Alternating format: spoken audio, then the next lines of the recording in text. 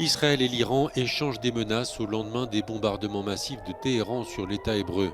Selon Israël, 180 missiles ont été tirés, 200 selon Téhéran. Israël reproche par ailleurs au secrétaire général de l'ONU de ne pas avoir condamné les bombardements et a déclaré Antonio Guterres persona non grata. המשטר באיראן לא מבין את נחישותנו להגן על עצמנו ואת נחישותנו לגמול לאויבינו, אלה שלא מבינים זאת. L'armée israélienne indique avoir intercepté un grand nombre de missiles avec le soutien des forces américaines et britanniques. L'attaque a fait 2 blessés en Israël et un mort palestinien en Cisjordanie. Dans les rues de Téhéran, certains Iraniens ont célébré l'attaque. L'Iran menace de frapper Israël avec davantage d'intensité en cas de représailles de l'État hébreu. Joe Biden évoque des discussions en cours avec Israël sur la réponse à apporter à l'attaque iranienne. The United States military actively supported the defense of Israel, and we're still assessing the impact. But based on what we know now, the attack appears to have been defeated and ineffective. Make no mistake, the United States is fully supportive of Israel. Tsahal indique avoir mené plusieurs frappes ce mercredi sur des cibles du Hezbollah dans la banlieue sud de Beyrouth. L'armée israélienne a par ailleurs exhorté l'évacuation de civils d'une vingtaine de localités dans le sud du Liban où Tsahal dit conduire des raids localisés et d'une ampleur très limitée.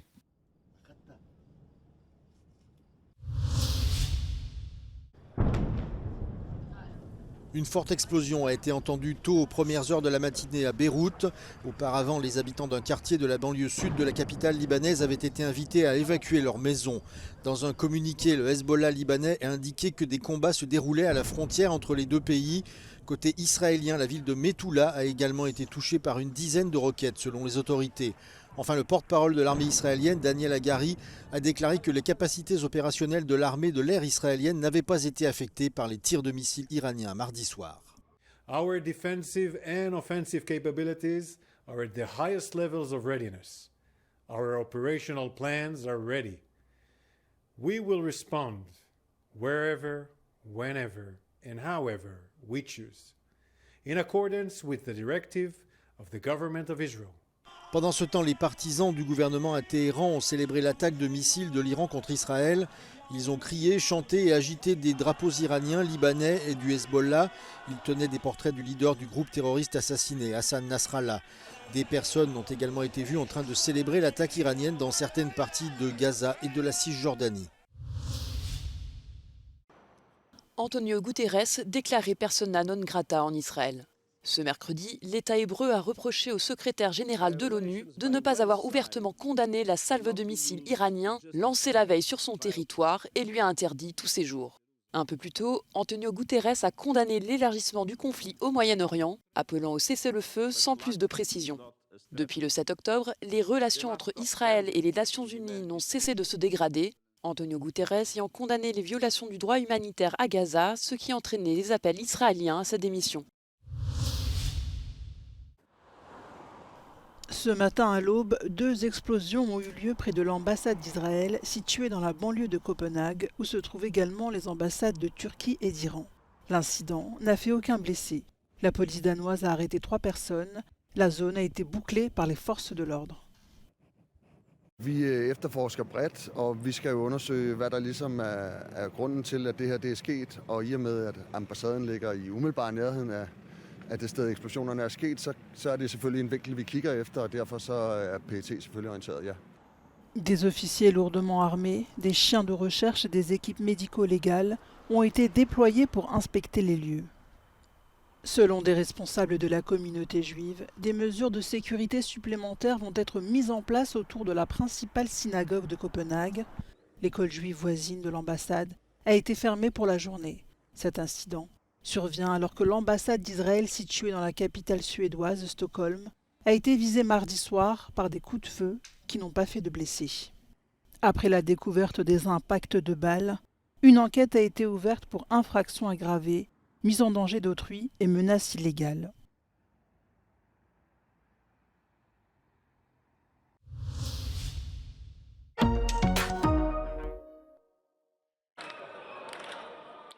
Dernière ligne droite avant des élections législatives cruciales en Géorgie. Le petit pays du Sud-Caucase est polarisé entre un gouvernement pro-russe et une opinion publique pro-européenne. Les négociations d'adhésion à l'UE sont gelées depuis l'adoption par le Parlement d'une loi stigmatisant les ONG. La présidente géorgienne propose aux partis pro-européens de signer une charte commune.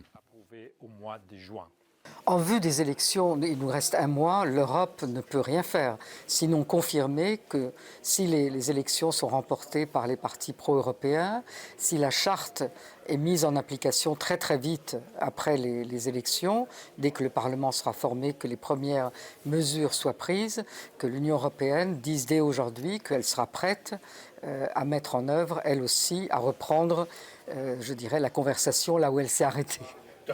L'ancienne ambassadrice de France en Géorgie imagine le scénario d'une victoire des partis pro-européens.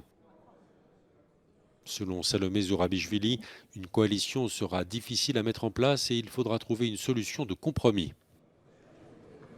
Il sera assez difficile d'aller tout de suite, et on n'a pas cette habitude, vers un gouvernement de coalition. Donc moi, ce que je leur propose, c'est de former un gouvernement technique chargé d'accompagner la Géorgie jusqu'à l'ouverture des négociations. Ça sera des questions très techniques à régler. Le programme, il est connu, c'est le programme des mesures qui sont à prendre pour satisfaire aux diverses recommandations européennes. Coincé entre la Russie, l'Azerbaïdjan, l'Arménie et la Turquie, le pays est sur la route des migrants qui fuient les conflits. Mais pour l'instant, les tensions entre Israël et l'Iran n'ont pas encore eu de répercussions en Géorgie. D'émigrés iraniens, il n'y a pas de nombre croissant. Il y a eu des périodes où il y en avait beaucoup plus, qui étaient attirés par des investissements en Géorgie. Et pour une raison d'ailleurs que je ne connais pas très bien, il y en a beaucoup moins aujourd'hui. Vis-à-vis des Russes qui viennent s'installer, il n'y a pas eu vraiment de conflit. Et cela mériterait sans doute un peu plus de surveillance prudente par les autorités, parce qu'au nombre de ces 60 000, il doit sûrement y avoir des personnes qui servent d'autres intérêts que les nôtres.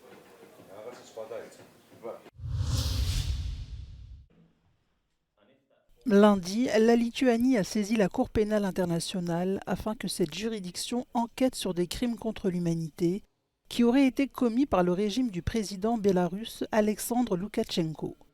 Il s'agirait de déportations forcées, de persécutions des membres de l'opposition, ainsi que des traitements inhumains.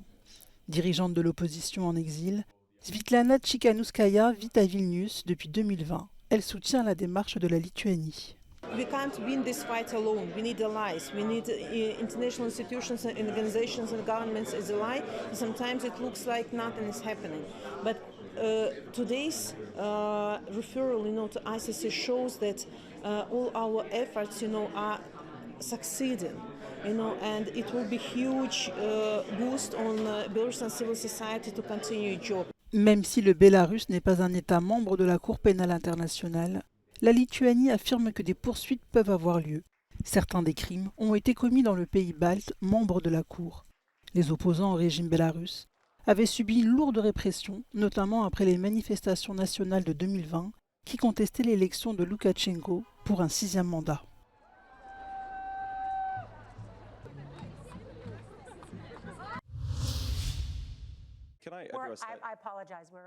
Pour ce dernier duel télévisé de la campagne américaine de la prochaine élection présidentielle, le gouverneur démocrate du Minnesota, Tim Walz, et le sénateur républicain de l'Ohio, J.D. Vance, tous deux candidats à la vice-présidence, ont préféré la cordialité à l'outrance. Toutefois, les échanges se sont tendus lorsque J.D. Vance a refusé de reconnaître la défaite de Donald Trump lors de l'élection de 2020. Regulations. Did he lose the 2020 election?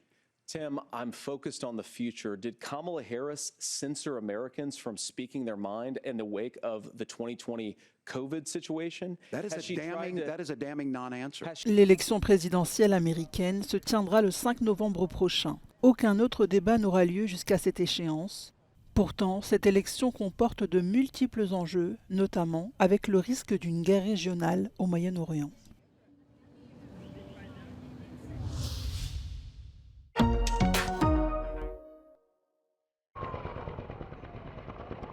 Dans la région de Corinthe, les pompiers luttent toujours sans relâche contre les incendies. Le feu s'est déclaré dimanche matin, mais des vents violents atteignant force 8 l'ont vite rendu incontrôlable. 2 personnes sont mortes ces derniers jours. Le vent est retombé, mais les pompiers ont du mal à accéder aux derniers foyers situés dans des zones accidentées. Πλέον έχει μπει Οκτώβρης και η πυρκαγιά στην Κορινθία μένεται για τρίτο 24ωρο.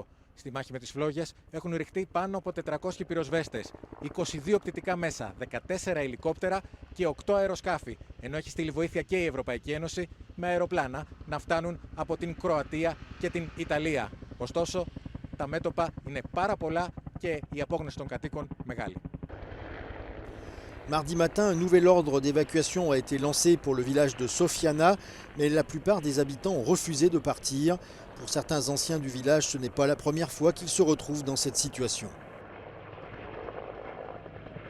Το 2000 ήταν η μεγάλη καταστροφή, που έπιασε τη μισή Κορινθία. Κάτι περίπου και τώρα. La solidarité s'est organisée, des dizaines de personnes venant de la région se sont portées volontaires pour soutenir les pompiers et les habitants, une aide bienvenue dans ce genre de moments difficiles. Φέραμε πράγματα από το ξυλόκαστρο για τους εθελοντές, για τους πυροσβέστες, νερά, τρόφιμα, ό,τι μπορούμε. Μαζί με τα παιδιά, ό,τι μπορούμε. Selon les pompiers grecs, il s'agit de l'un des incendies les plus difficiles à combattre cette saison, le front s'étendant sur une trentaine de kilomètres.